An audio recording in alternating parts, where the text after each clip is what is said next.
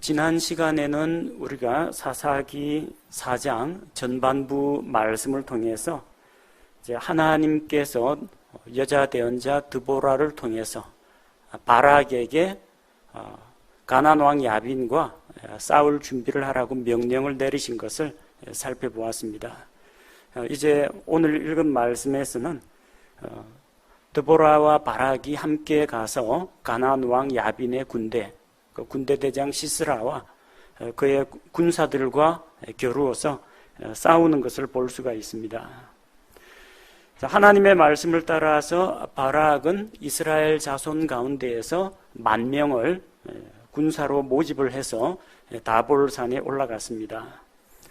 시스라는 이스라엘 군대가 한 곳에 모였다라는 소식을 듣고 역시 자기도 군대를 끌고 나아갔습니다. 시스라에게는 철병거 900대가 있었습니다. 오늘날로 치면 이제 장갑차, 전차 정도의 위력을 가지고 있습니다. 철로 보호를 받고 있기 때문에 열린 창문 사이로 활을 쏘거나 창을 던질 때 보병들을 공격하기 아주 좋은 무기가 전차입니다. 철병거입니다. 자, 이 철병거가 900대면요, 뭐 4인승이냐, 뭐 이게 6인승이냐에 따라서 병력의 차이는 있지만 어쨌든 이 정도 전차 부대가 있다면 옆에서 호위하는 말탄 기병들도 있고 또 돌격하는 보병들도 있다는 것을 기억해야 합니다. 병거 부대만 전쟁터에 나가지는 않습니다. 우리가 오늘 읽은 말씀에 보니까 13절에 병거만 나간 게 아닙니다. 철병거 900대와 뭐가 갔어요? 자기와 함께한 온 백성을, 일반 보병이나 기병들도 이들 가운데 있다는 겁니다. 병력 규모 면에서 그리고 장비의 질 문제에 있어서 비교가 되질 않습니다. 보병과 전차 군단하고의 싸움이라고 보시면 됩니다. 자, 그래서 시스라는 병거를 가지고 하로셋에서부터 기손강으로 내려갔습니다. 하로셋은 어디에 있느냐면 기손강을 끼고 있는 그 예스레엘 평야지대에 있습니다. 예스레엘 평야가 어디 있느냐면은 이스라엘 팔레스타인 저 북서쪽에 보면요, 밋밋한 해안 가운데서 볼록 튀어나온 데가 있습니다. 그 악고라는 지방이 있어요. 그 돌출되어 있는 그 위쪽 산자락이 갈멜산입니다. 그 갈멜산 아래쪽에 기손강이 흐르고 있고 거기에 뭐 무깃도라든지 주요한 군사 도시들이 있습니다. 강 주변에는 대부분 넓은 평야가 있습니다. 험한 산지가 아니라 강 주변에는 평야가 있기 때문에 전차 부대가 기동하기가 좋아요. 말과 병거가 달리기 아주 좋은 길입니다. 그쪽으로 병력을 모았습니다.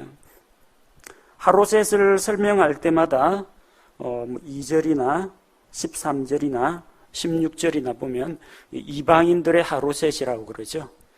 위치상으로는 이 지역이 갈릴리 호수보다 남서쪽이기 때문에 이스라엘의 영토입니다.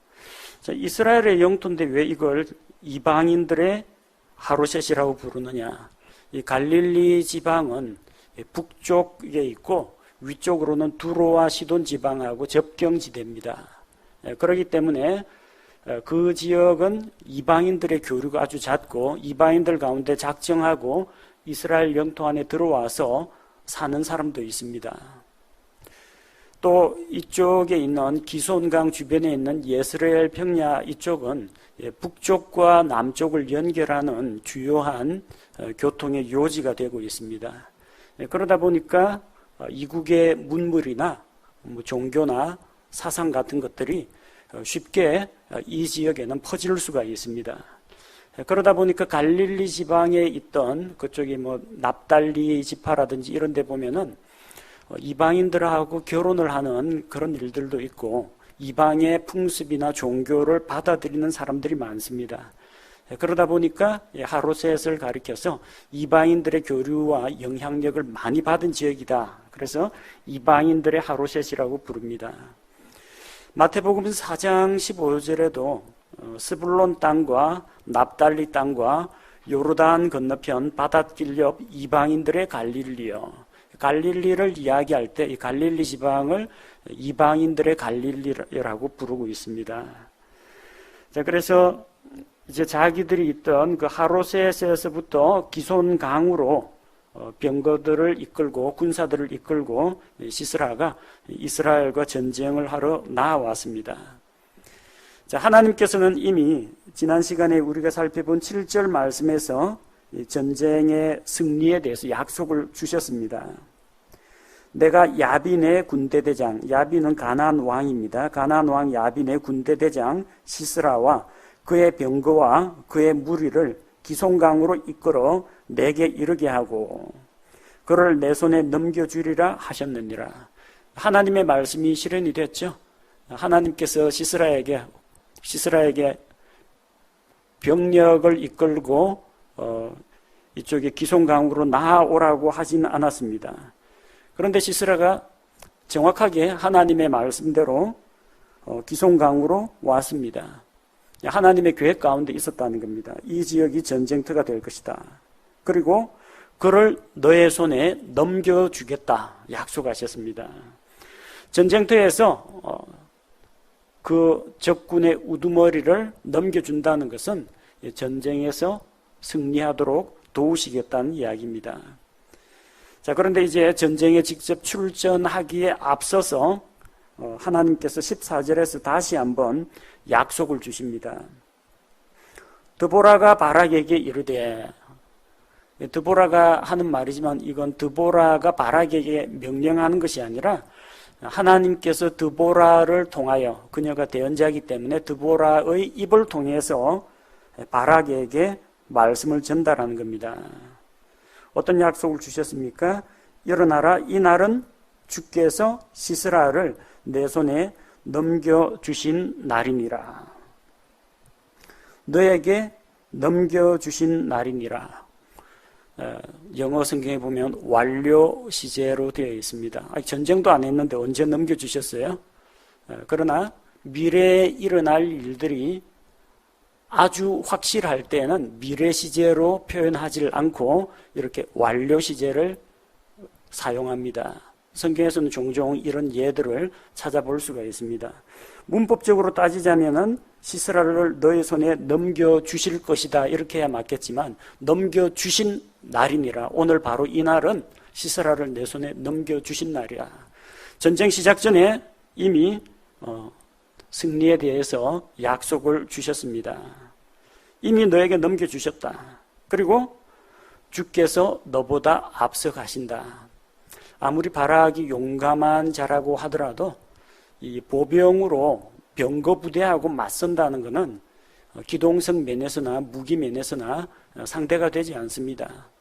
병거 안에서 쏘는 활이나 거기서 날아오는 창보다 무서운 게 말발굽에 밟히는 게 더 무서운 겁니다. 근데 감히 그 병거 부대 앞에서 보병으로 돌격한다는 것은 큰 위험을 감수해야 됩니다. 하지만 이 바락에게 하나님께서 용기를 주셨습니다. 주께서 너보다 앞서 가신다.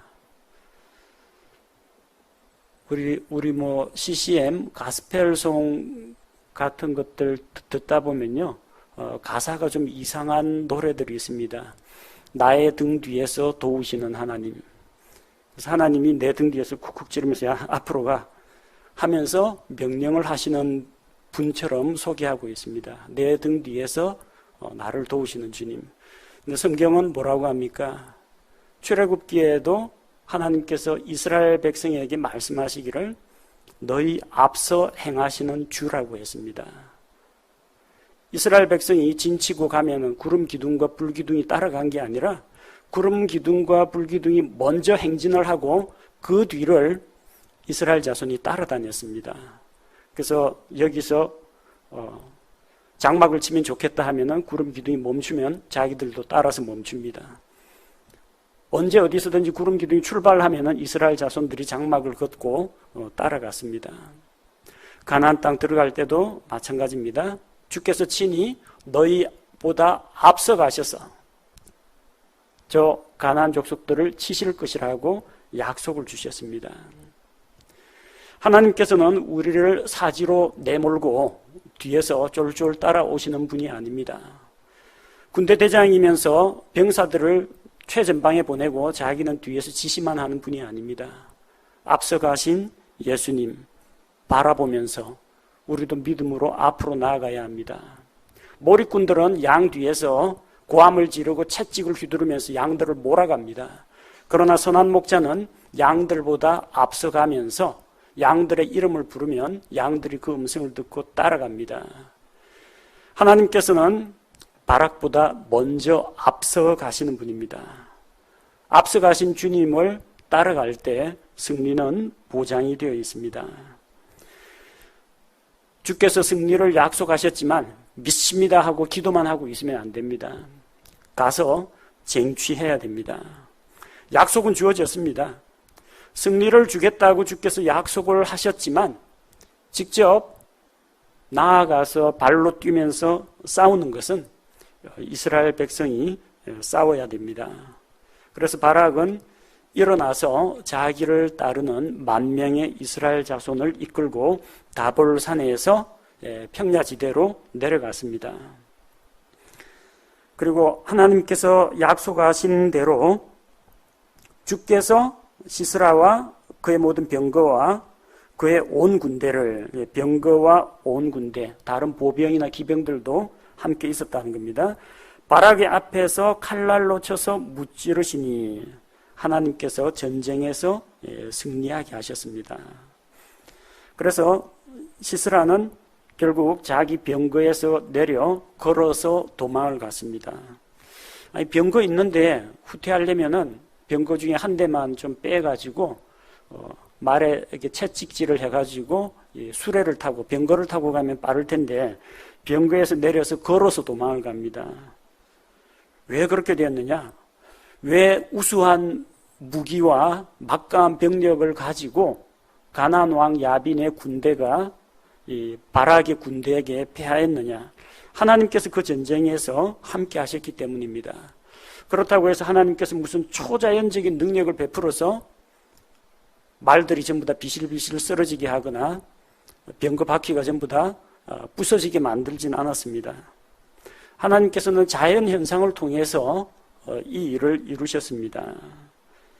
사사기 5장 4절에 보면 드보라가 전쟁에서 이긴 다음에 승리의 노래를 지어서 부릅니다. 5장 4절에 보니까 주여 주께서 세일에서부터 나오시고 에돔의 들에서부터 행진하실 때 땅이 진동하며 하늘들이 물을 내리고 구름들도 물을 내렸나이다. 하늘에서 물이 내렸습니다. 비가 왔다는 겁니다. 구름들이 물을 쏟아냈습니다. 그래서 사사기 5장 21절에 보니까 기손 강이 그들을 휩쓸었는데 강물이 넘쳤습니다.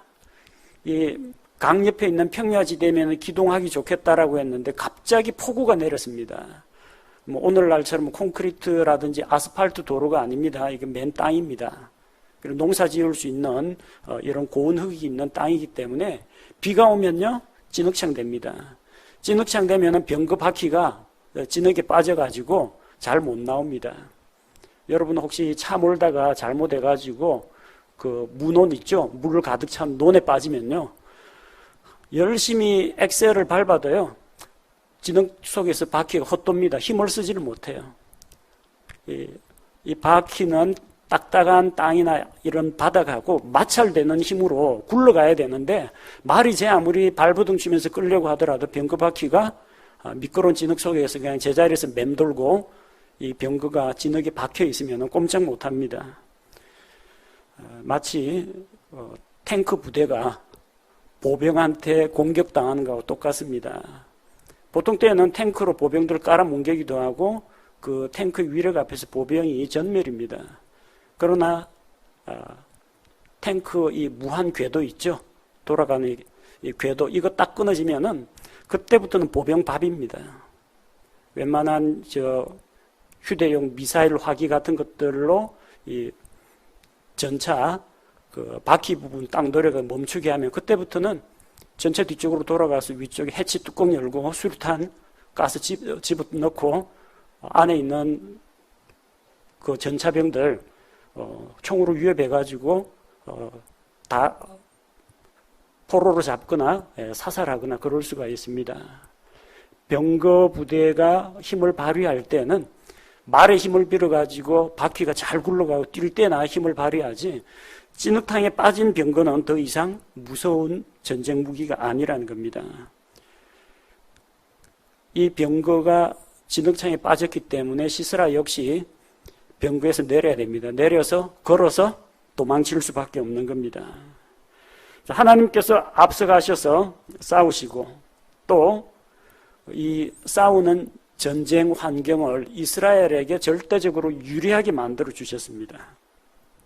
이제 바락은 자기와 함께한 군대를 이끌고 뿔뿔이 흩어진 적군을 추격합니다. 적장은 도망갔습니다. 그러니까 지휘 체계가 있을 리가 없죠.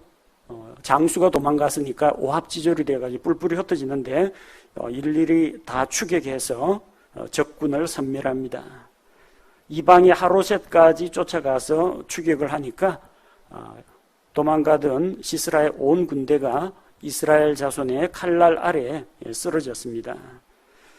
대장인 시스라만 간신히 도망해서 겐 족속 헤벨의 아내 야엘에게로 피신합니다. 우리가 지난 시간에 읽었던 마지막 절 11절에서 미리 복선을 깔아놨다고 했죠. 이제 모세의 장인 호밥의 자손 중에서 겐 족속 헤벨이 자신을 분리하여 겐 족속을 떠나 사나임 평야에 이르러 장막을 쳤더라 했는데, 바로 그곳에 누가 있었느냐 하면은 헤벨의 집이 있었습니다. 헤벨의 아내 야엘의 장막이 있었습니다. 근데 17절에 보니까 겐 족속 헤벨과 가나안 왕 야빈 사이에는 평소에 화평의 관계, 어떤 친분이 있었습니다. 가나안 왕 야빈으로서는 겐 족속이면 이스라엘 자손도 아니고 그러기 때문에 아마도 가까이 지냈었던 모양입니다. 다행히 이제 안면이 있는 사람을 만났다고 생각하고 시스라는 안심하고 자기 몸을 거기에 맡겼습니다. 헤벨의 아내 야엘이 나와서 시스라를 반갑게 맞이했습니다. 그러면서 그를 자기에게로 받아들이죠. 18절에 보니까 내 주여 들어오소서. 여기 주라는 글씨는 한글로 보면은 굵은 고딕체도 아니고 진한 글씨도 아니고 그냥 보통 일반 명조로 표시해 놨죠. 영어로 보면 my lord라고 되어 있는데 L자가 소문자로 되어 있습니다. 이러면 이제 아돈, 주인이란 뜻입니다. 나의 주여 할 때 이것은 오 주님이시여 이게 아닙니다. 그냥 상대방을 높여서 부르는 말입니다. 뭐 선생님, 뭐 이런 식으로 부르는 표현입니다. 만약에 이 L자 첫 글자가 대문자로 되어 있으면은 아도나이, 주님이란 뜻입니다. 만약에 L-O-R-D 네 글자가 모두 다 대문자로 되어 있으면은 제호바, 여호와 하나님을 이야기합니다.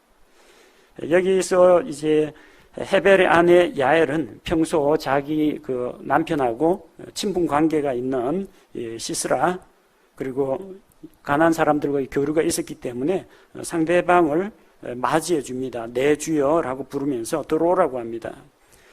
시스라를 자기 장막으로 맞이하고 겉옷을 덮어줍니다.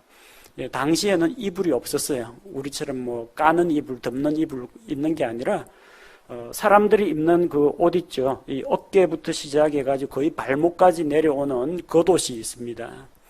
더운데 그런 걸 왜 입느냐 하는지 모르는데 그런 옷을 입고 있어야 뜨거운 햇볕으로부터 보호를 받습니다. 그리고 바람으로부터, 모래바람으로부터 보호를 받습니다. 밤에 잘 때에는 그 옷을 벗어가지고 거꾸로 자기 가슴과 이 배를 덮는 이불 대신으로 사용을 합니다. 겉옷이라는 것은 옷의 기능도 하고 이불의 기능도 합니다. 그래서 구약시대 율법의 말씀에 보면은 내가 만약 가난한 사람한테 뭔가 양식을 구워주거나 돈 빌려주고 담보물을 잡으려거든 겉옷은 가져가지 말라고 합니다. 그리고 가져갔더라도 그 겉옷은 해지기 전에 돌려주라고 합니다. 그 몸에 걸칠 것은 이 겉옷 하나뿐인데 그가 밤에 이스라엘의 밤은 아주 춥습니다. 밤 기온은 영하로도 떨어집니다. 밤에 덮고 잘 것이 없어가 추워가지고 하나님께 호소하면은 내가 그 가난한 자를 돌보지 않은 책임을 너에게 묻겠다고 하나님이 말씀하실 정도로 이 겉옷은 그들에게 상당히 소중한 거였습니다. 자, 그래서 피곤해 지친 시스라가 오니까 장막 안에 눕게 하고 겉옷을 덮어가지고 편히 쉬고 잘 수 있도록 했습니다. 그리고 시스라는 먼 거리를 도망을 하느라고 목이 마른 상태입니다. 그래서 마실 것을 물을 달라고 했는데 야엘은 물 대신에 우유 부대를 열어서 그에게 마시게 합니다. 당시에 뭐 냉장고가 있었을 리는 없고 아마 가죽 부대에 장막 한 귀퉁이에 세워놓았을 겁니다.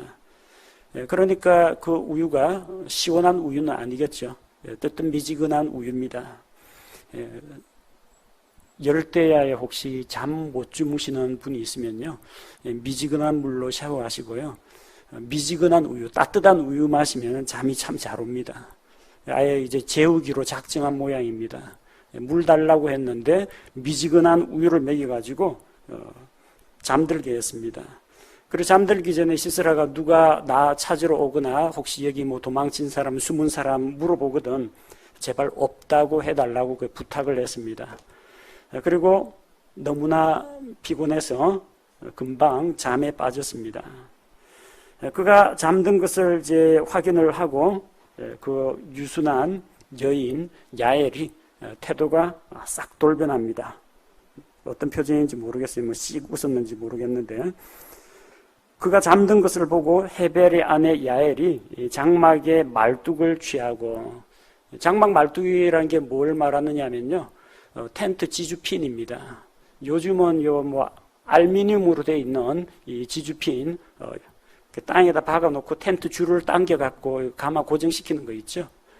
옛날에는 그런 뭐 알루미늄 같은 게 없기 때문에 단단한 나무를 뾰족하게 깎아가지고 말뚝으로 삼았습니다. 그걸 딱딱 땅에 때려박고 거기에다 줄을 감아가지고 텐트를 팽팽하게 이제 잡아당기는 데 쓰는 겁니다. 한 손에는 말뚝을 들고 다른 한 손에는 쇠망치라고 했는데 쇠망치가 못질한 땅땅땅 이 망치가 아니고 옆에 영어 성경에 보면 해머입니다. 해머. 그 위아래 전부 다 그 둥근 원통형의 쇳덩어리 있죠. 거기 자루 달린 해머입니다. 그래서 자고 있는 아마 비스듬히 잔 모양이네요. 이 관자놀이 아시죠?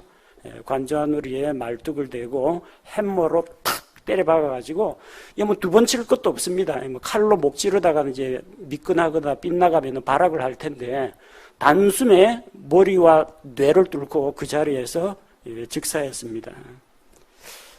연약한 여인이 어디서 그런 용기와 힘이 생겼는지 참 위대한 여전사라는 생각이 듭니다.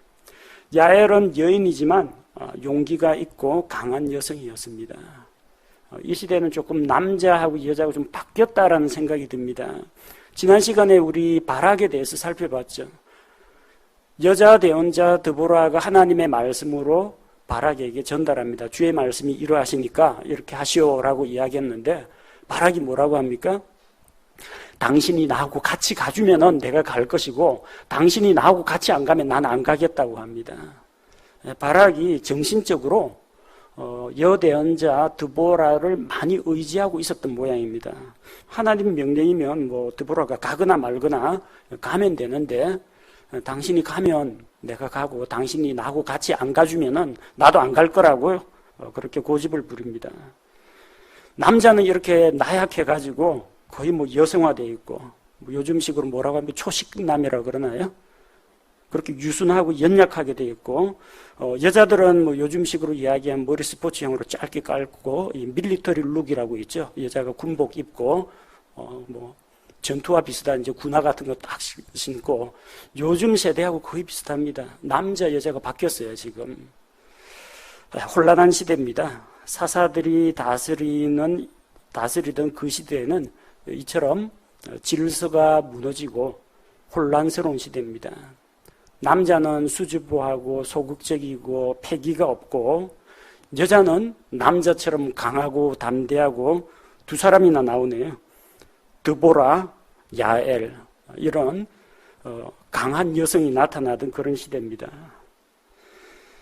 자, 그렇게 시스라가 한 여인의 손에 반항 한번 못 해보고 자다가 죽었습니다. 뭐 전쟁터 가서 칼 맞고 죽었으면 그래도 남자답게 장렬히 전사했다 할 텐데 이건 전사도 아니고 그냥 암살당했습니다. 뒤늦게 이제 바락이 시스라를 추격해 오다가 야엘의 장막에까지 이르렀습니다. 야엘은 바락이 아마도 요 시스라, 죽어있는 시스라를 추격하러 온 줄로 알고 그를 장막으로 안내를 합니다. 당신이 찾고자 하는 사람을 내가 알고 있는데 이리 와서 보라고 하면서 그를 장막 안에 데리고 갑니다. 가보니까 자기가 잡아가지고 전쟁에서 명예를 얻어야 되는데 적군의 대장 시스라가 한 여인의 손에 죽었습니다. 그래서 군대 대장으로서 적장을 쓰러뜨리는 그런 영광은 누리지 못합니다. 주께서 이미 말씀하셨죠. 그냥 드보라가 하나님의 말씀으로 대언을 할 때 하나님의 말씀을 듣고 그대로 순종했으면은 전쟁에서 승리하고 영광을 얻었을 텐데 바락은 드보라가 같이 가주면은 가고 같이 안 가주면은 안 가겠다고 했습니다. 그러자가 드보라가 이제 승낙을 하는데 대신에 내가 따라가 주긴 하는데 대신 이번 일로 인해서 당신은 전쟁에서 영광을 얻지 못할 것이다. 왜냐하면 주께서 시스라를 한 여인의 손에 넘기실 것이라고 했기 때문입니다. 9절에서 하나님께서 하신 그 말씀이 그대로 성취된 것을 볼 수가 있습니다. 가나안 왕 야빈은 자기의 군대를 전부 다 이 시스라에게 맡겼습니다. 그런데 시스라는 죽었고 병사들도 다 잃었습니다. 그래서 마침내 가나안 왕 야빈이 이스라엘을 압제하고 지배하던 그 가나안 왕이 이스라엘에게 굴복했습니다. 그리고 점차로 이스라엘 자손이 번창하게 되어갔습니다. 그동안에 외적의 침입과 지배를 받으면서 많이 위축되고 했었는데 점점 번성하게 되고 이제 뭐 체계적으로 군사들도 거느리고 강성해지게 됨에 따라서 마침내 가나안 왕 야빈을 이기고 멸하게 되었다는 겁니다. 그래서 참 조마조마하던 그 전쟁은 하나님께서 하늘에서 내린 비로 인해 가지고 참으로 어처구니가 없게 병거 부대가 일제히 발이 묶여버리고 기동성을 잃어버린 병거 부대가 이스라엘의 보병에게 전멸당하는 그런 일이 일어났고 적군의 장수는 참 어처구니 없게 자기가 몸을 의탁하러 간 집에 한 여인에게 죽임을 당했습니다. 그래서 좀 아주 박진감 넘치게 무슨 싸우는 장면이 연출될 줄 알았는데 하나님께서 정말로 이 전쟁에 개입하셔가지고 이스라엘의 편을 들어주시고 승리하게 하셨습니다. 물론 전쟁 일선에 나아가서 뛰고 달리고 적군과 칼을 마주치고 하는 일반 군사들의 그런 헌신과 수고가 함께 했으리라는 것은 우리가 알 수가 있습니다. 그러나 이 모든 전쟁의 승리의 영광은 누구에게 돌아가야 하느냐? 승리를 주시는 하나님께 돌아가야 합니다. 잠언 21장 31절 말씀을 보면 싸울 날에 대비하여 말을 예비해도 안전은 주에게서 오느니라. 우리는 말과 병거와 또 최신 무기들을 의지하는 경향이 있습니다.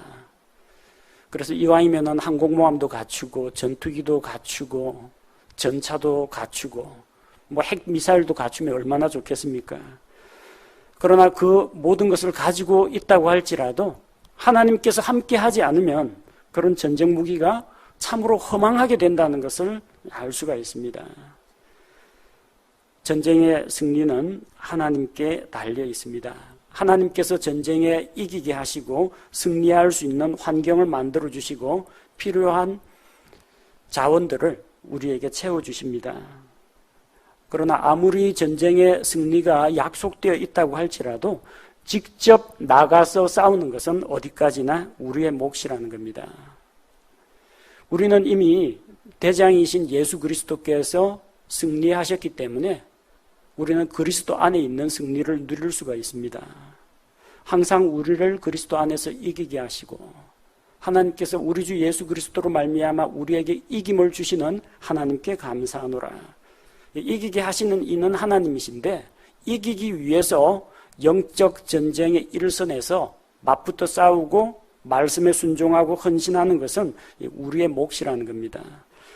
사람을 두려워할 필요가 없습니다. 환경을 두려워할 필요가 없습니다. 적군이 철병거로 무장을 했건 적의 군사가 얼마나 많건 그건 하나님에게는 아무런 문제가 되지 않습니다. 사람과 환경을 보지 말고 승리를 주시는 하나님을 바라보아야 합니다. 우리는 사사기 4장 후반부 말씀에서 드보라와 야엘이라는 두 여성을 볼 수가 있습니다. 하나님께서 일하실 때는 때로는 남자를 사용하기도 하시는데 때로는 여자를 사용하실 때도 있다는 겁니다. 물론 가장 좋은 것은 남자는 남자답고 여자는 여자다운 게 그게 하나님의 창조 질서에 맞는 것입니다. 그러나 때로는 남자가 없을 수도 있습니다. 남자 대언자가 이 박해를 받아가지고 전멸한 그런 상황도 있을 수가 있습니다. 또 그 시대가 묘하게도 남자가 길을 펴지 못하고 남자가 남자답지 못할 때가 있습니다. 그럴 때는 하나님께서 여자도 자신의 말씀을 전달하는 통로 대언자로 쓰신다는 겁니다. 여자가 갑옷 입고 철퇴 휘두르면서 전쟁터에 나가진 않는다고 할지라도 이 연약한 야엘과 같은 여자 이런 사람도 하나님께서 그녀에게 용기를 주셔가지고 적장을 죽이는 이런 일에 사용하실 수가 있다는 겁니다. 어디까지나 이런 거는 좀 예외적인 경우를 이야기합니다. 이 사사시대에는 여자 대언자도 있었습니다.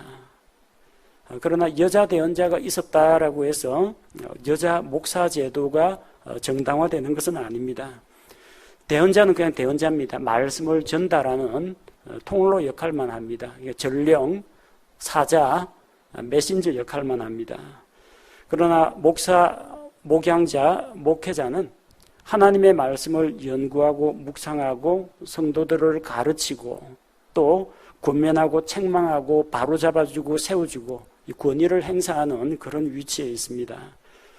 그래서 여자 대언자가 있다고 해서 여자 목사 제도가 정당화되지는 않습니다.